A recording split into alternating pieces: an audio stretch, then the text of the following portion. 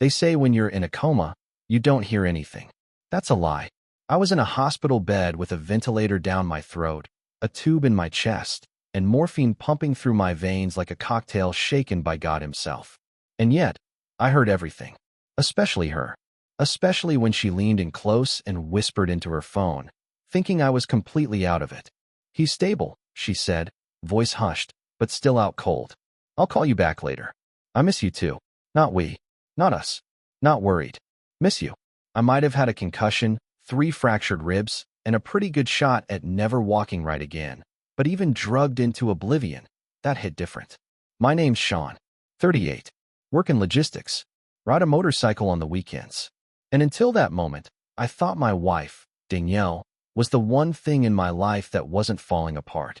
Turns out, she was just waiting for the right moment to trade me in like a leased Honda.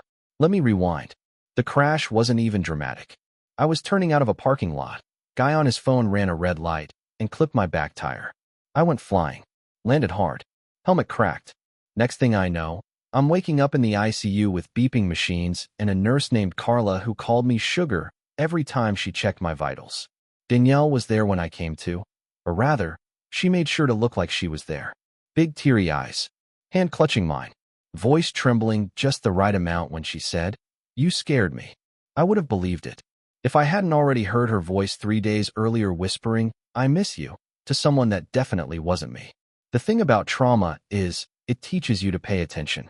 You start noticing the pauses between sentences, the silence between visits, the way someone's eyes flick to their phone mid-conversation. Danielle came every day, brought magazines, rubbed my shoulder, told the nurses I liked my coffee black, which, for the record, I don't. But under all that performance, her phone never left her hand, and every time it buzzed, she'd turn away just a little too fast, whisper just a little too softly. So I played the part she needed. I acted weak, disoriented, grateful. I told her I couldn't remember much from the accident. She looked relieved, too relieved. I let her think I was a goldfish on painkillers. And then, the second she left, I started plotting. First move, I asked Carla, the nurse, to help me get my phone. She didn't ask questions, didn't even blink when I said, "I want to check some old photos to jog my memory."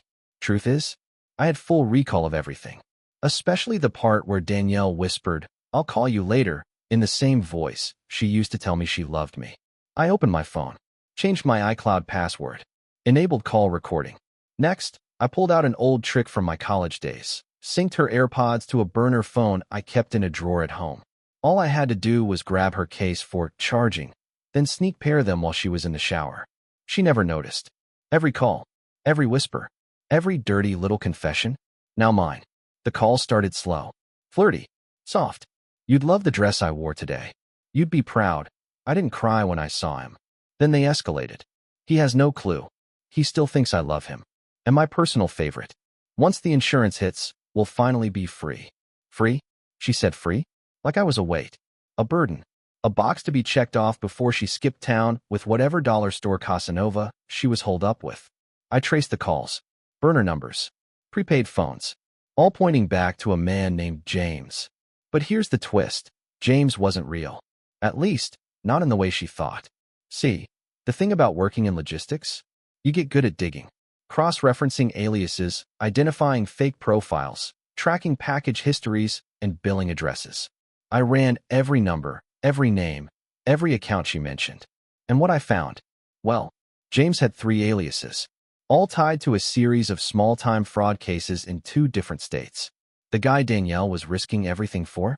He was a 2-bit scam artist with a trail of forged checks, identity theft claims, and a warrant out of Nevada. My wife was in love with a man who didn't even exist on paper, and she was willing to bury me, literally or financially, to get there. So I waited, recovered, pretended to limp a little longer than I needed. And the whole time, I gathered screenshots, voicemails, text transcripts, court records, even a nice little PDF of James's mugshot, complete with a list of former aliases and one outstanding subpoena for interstate wire fraud. Then I circled a date on my calendar. Danielle's birthday. She was always dramatic about it. Had a birthday month instead of a day. Told everyone she deserved a celebration, not just a cake. So I gave her one. Dinner reservation at her favorite overpriced steakhouse. A private room. Mood lighting. Gift wrap box with a bow. Inside, a divorce packet. A flash drive with all the recordings. And a crisp printout of her boyfriend's real identity. When she opened it, she actually smiled at first. Probably thought it was jewelry. Then she saw the first page. Then the flash drive. Then the mugshot. Her face didn't just fall. It collapsed like a building in an earthquake. She looked up at me, blinking hard. "What is this?" she whispered. "Your gift," I said. "And mine." The silence that followed? Priceless. She didn't speak, just stared at the paper like it might catch fire. I stood up. "Don't worry," I said, slipping my coat on. "The subpoena will find you. He listed you as an emergency contact." Her jaw dropped. I left. Didn't look back. Because I didn't need to. I'd heard everything. The thing about walking away from an explosion, figuratively, in this case, is that you've got to keep your pace steady. No flinching. No looking back. Just cool, casual silence while the fireball lights up behind you. So when I left Danielle sitting in that steakhouse with her mouth wide open and her gift shaking in her manicured hands, I didn't rush. I didn't gloat. I just gave her what she'd earned. Exposure. And then I disappeared into the night like the ghost of her conscience finally catching up. She didn't come home that night. No surprise. She probably couldn't figure out what was worse, that I'd heard everything while playing vegetable in a hospital bed, or that the guy she bet everything on turned out to be a Netflix documentary waiting to happen. Either way, I gave her space. Lots of it. I wasn't done yet. See, revenge isn't just about the drop. It's about the landing. And my landing? Oh, it was going to leave a crater. By the time Danielle reached out, it was noon the next day. I was sitting in my kitchen, sipping coffee, rereading her texts out loud in my best mock-romantic narrator voice. "Sean, we need to talk. Please." That dinner was cruel. I didn't know about James' past. I swear. "You don't understand what I've been through."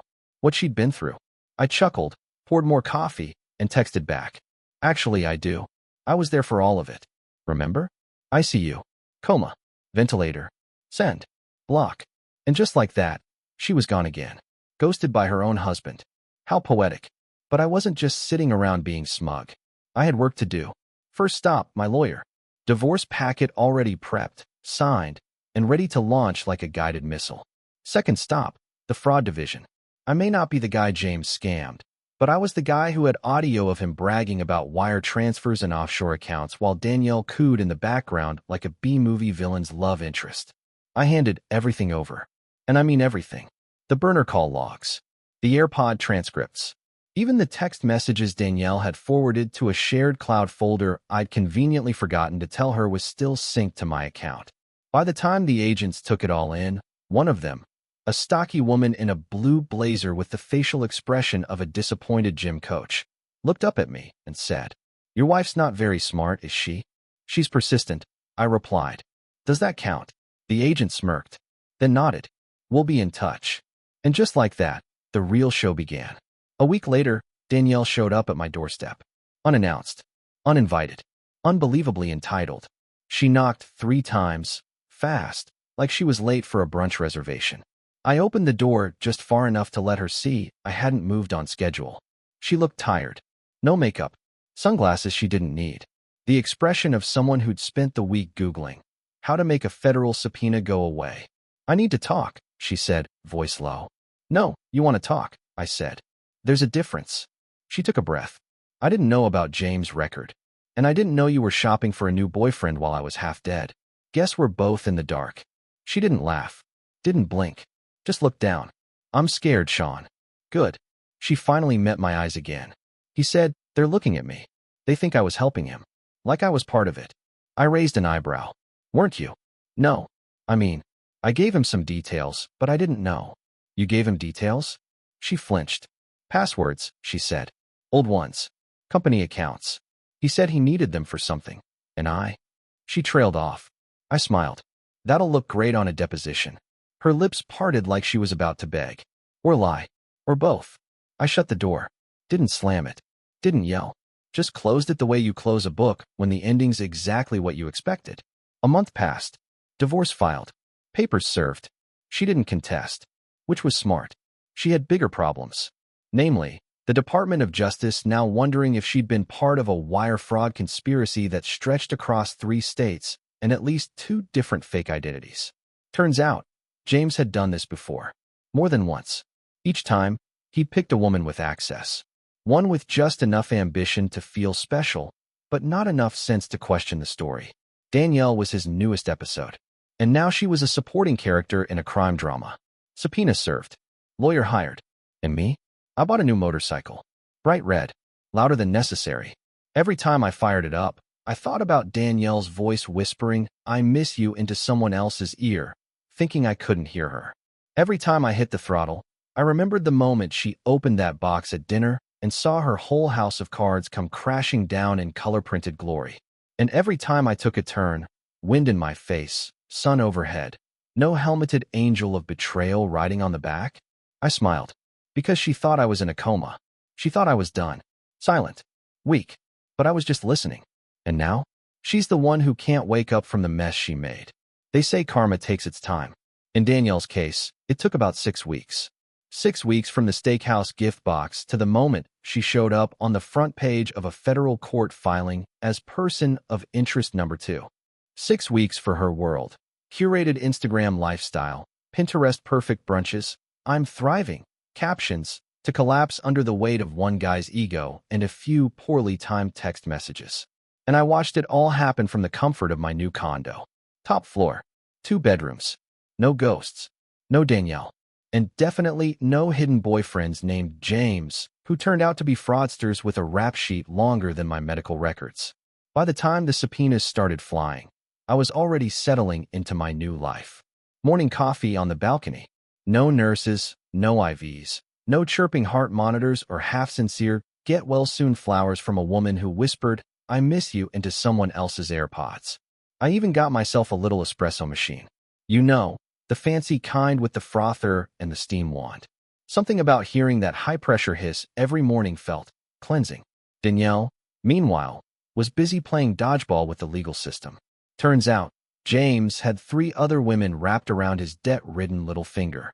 Danielle was just the most convenient because she'd actually given him access to sensitive data, passwords, invoices, and even one work login for a mid-sized firm doing government contracts. Oops, the FBI didn't love that. So now she wasn't just his ex. She was part of the investigation. And somehow, I still wasn't done. Because one thing about listening to someone while they think you're unconscious, you learn everything. Every pattern, every weak point, every person in their orbit who smiled to your face while sliding you toward a cliff behind your back. So I made a list. Not out of spite. Out of curiosity. I started checking off names. One of the first? Her best friend, Kendall. Kendall had been in the hospital room, too. She'd leaned in, whispered something about, "Maybe it's for the best, and you deserve to be happy." At the time, I thought she meant me. Nope. Turns out she meant Danielle.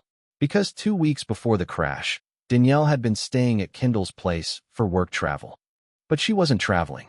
She was meeting James at Kendall's condo, which Kendall conveniently wasn't using that week. Cute. So I sent Kendall an email. Anonymous. Polite. With an attached MP3 of a call between her and Danielle laughing about how clueless he is. No message. No subject line. Just the audio file. She blocked me on everything the next day. Which, honestly, made me feel better than a reply ever could. Next up, her mother. Now, I don't go for family shots lightly. But her mom was in on it. Had to be.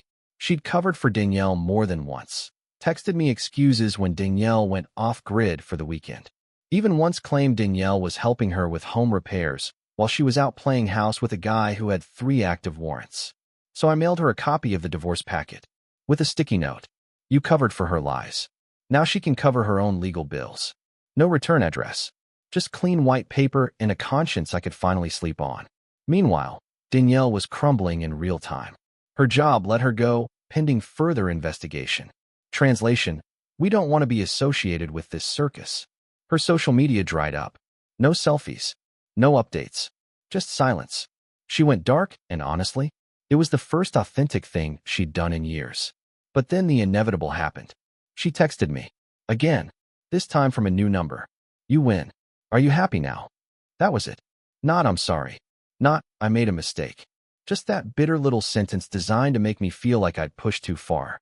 Like I was the villain for not letting her quietly rebuild after burning everything down. I stared at it, took a breath, and replied, "This was never a game. You cheated. You lied. You plotted. I just listened. Send. No block this time." I wanted her to sit with it. Let it rot in her inbox like everything she'd buried and hoped I'd forget. 3 weeks later, I got the final cherry on top. A friend of mine, old college buddy, works in legal, forwarded me a court transcript. Danielle had been officially added to James' case as a material witness. Not a co-defendant. Not yet. But definitely not just an innocent bystander. And in the transcript, her name came up 6 times. Each one a little dagger. She'd sent wire info. She'd used her work email. She'd vouched for his identity on a loan application. The woman who once told me, "I'm not built for crime shows, they stress me out," was now getting deposed by actual federal agents. The irony?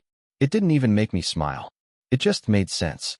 Like the credits rolling on a movie you didn't enjoy, but had to finish just to see how badly it ended. So here I am, 1 year out from a coma, 1 year out from betrayal, 1 year out from realizing the person who held my hand in the hospital was also the one who'd spent weeks planning her escape. But I'm not bitter. Bitterness is for people who lost. I didn't lose. I listened. I recorded. I waited. And I delivered. She thought I'd never wake up. She thought I'd forget. She thought she could outrun the wreckage. But I am the wreckage. And now, she's the one buried in it. You ever feel the world finally go quiet? Not just silence in the room, but silence in the soul? That's where I was. 1 year post-crash. 9 months post-divorce. 6 months post-gift box of doom, as one of my friends called it. And somewhere between the subpoenas and Danielle's radio silence, I found something that hit harder than vengeance ever could. Peace. Don't get me wrong. I still had the screenshots, the recordings, the call logs, the FBI printouts. I even laminated James' mugshot as a twisted little souvenir. But they were buried now. Digital ghosts in a hard drive labeled past. And Danielle? Well, she was busy learning the kind of life lessons you only get from courtroom lighting and sworn affidavits. The last I heard, she'd moved back in with her mother, which, ironically, was the same woman who once told me I wasn't ambitious enough for Danielle. Guess ambition looks different when you're testifying under oath. It was around April when I got the knock on my door. Not a text, not an email, an actual knock. Middle of the afternoon. I'd been working remotely, mostly project management for a logistics firm that didn't care where you worked, as long as the trucks kept moving and the invoices kept clearing. I opened the door and saw her. Danielle. Hair pulled back. No makeup. Plain hoodie. The same look you see on someone right after they realize the bank account they shared with a fraudster has been frozen. She didn't speak. Not at first. Just stared at me, like she was waiting for me to flinch, or gloat, or slam the door.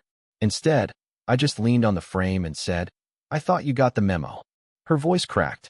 "Can I talk to you? Please." "No. I don't owe you the floor," I said. "Not anymore." She took a step forward. I didn't move. Not because I was scared. Because I didn't need to. That's what she didn't get. There's no power in proximity when the connection's dead. "You destroyed me," she said finally, voice quiet. "You did that," I replied. She blinked. Hard. Like she was trying to cry but couldn't quite manufacture the tears this time. "I didn't know who he was." "Maybe," I said. "But you knew who I was. And you still did what you did." She nodded slowly, hands shaking. And for a brief, fractured second, I almost felt something. Not pity. Not forgiveness. Just a tiny flicker of what used to be. But then she looked me dead in the eyes and said, "You could have just left." And that was the last match to the powder keg. I laughed. Long, low. Cold. "You cheated on me while I was in a hospital bed.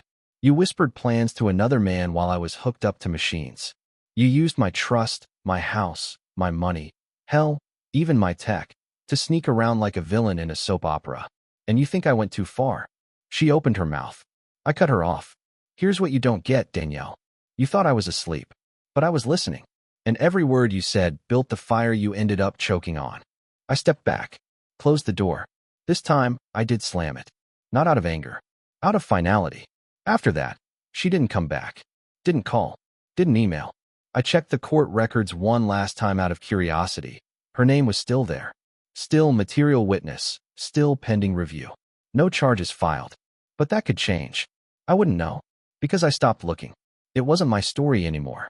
She was a side character in a cautionary tale, a ghost in a file folder, a whisper in a coma that turned into a shout she couldn't silence. 6 months later, I got a letter. Not from her. From the U.S. Attorney's Office. A thank you note, basically. For the information. For the cooperation. Turns out, James pled out. Lesser charges. No trial. But Danielle? She was called to testify. On record. Under oath. For hours. I didn't watch the footage. Didn't request the transcript. Because I didn't need to see her break. I already had. In real time. In real life. When she realized the man she tried to outsmart was never sleeping. He was just waiting. You want to know the real revenge? It's not the gift box. Not the transcript. Not the divorce papers tied in a ribbon like a nuclear valentine. It's knowing that she has to live with the truth. That every word she whispered thinking I was gone followed her into the courtroom, into the mirror, into the silence that now fills every space I used to be in. She can't rewrite it. Can't spin it. Can't unhear the sound of her own voice saying, once the insurance hits, we'll finally be free. Because I was the insurance. And now? She's free all right. Free to rebuild. Free to explain. Free to lie. But not with me. Never again. I'm not angry anymore. I'm not sad. I'm just awake. And that's the one thing she never planned for. The end. Epilogue. The last word she never got. They say closure is a myth. Something people invented so they could wrap heartbreak in prettier packaging and move on without feeling like they left a door open. But here's the thing. I don't believe in closure. I believe in consequences. Real ones. The kind that echo years after the wreckage is cleaned up. The kind that don't fade just because someone suddenly finds therapy, Jesus, or a new haircut. Danielle didn't get closure. She got consequences. And I got clarity. A year and a half after the accident, I found myself staring out a hotel window in Chicago. It was raining. One of those lazy, sideways rains that taps on the glass like it's trying to get in. Below me, the city moved like it always does. Loud, chaotic, unknowingly choreographed. People rushing in suits. Umbrellas popping like mushrooms on the sidewalk. I was in town for a logistics summit. Just me, a badge, and a PowerPoint I was half expecting to nap through. But what I really came for was time. Time to be away from the ghosts. Time to think about everything that had happened and what it had really left behind. And, maybe, time to open the envelope I hadn't dared touch since it arrived 6 weeks ago. Because Danielle had written me again. Not a text. Not a call. A letter. Old school. Handwritten. No return address. Just Sean, in tight, anxious cursive. I hadn't opened it right away. Or the day after. Or the week after that. I kept it in my desk drawer, under a legal pad, next to the thumb drive labeled Audio, ICU. The drive I swore I'd never need again.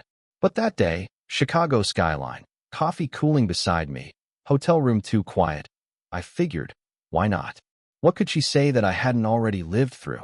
So I opened it. Her writing was neat, but rushed.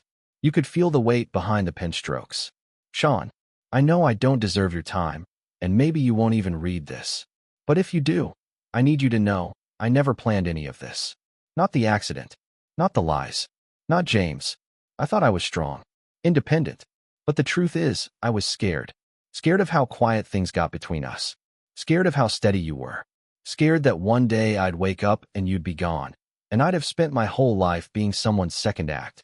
So I tried to write my own story, and I wrote it in ink I can't wash off. I hurt you. Betrayed you. Made choices that even now I can't explain without sounding like a villain. You deserve better. And I hope someday you find it. Or maybe you already have. I'm sorry.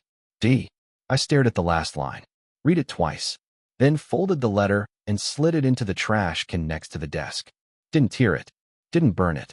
Just let it go the way a magician palms a coin and makes it vanish. Because here's the thing Danielle never understood. Apologies don't fix foundations. They don't put walls back up or replant trust that's been salted out of spite. They're noise. They're a song played too late at a party that already emptied out. I went down to the hotel bar that night. Just me and a glass of bourbon and a bartender who didn't ask questions. The kind of place where business trips and bad decisions blur together under the glow of a flat-screen TV no one's really watching. That's where I met Jordan. She ordered a gin and tonic and made a joke about the guy 2 stools down who was trying to impress a woman with his knowledge of wine regions. He thinks Bordeaux is a personality trait, she said. I laughed. We talked. And by the time my glass was empty, I realized something I hadn't felt in over 2 years.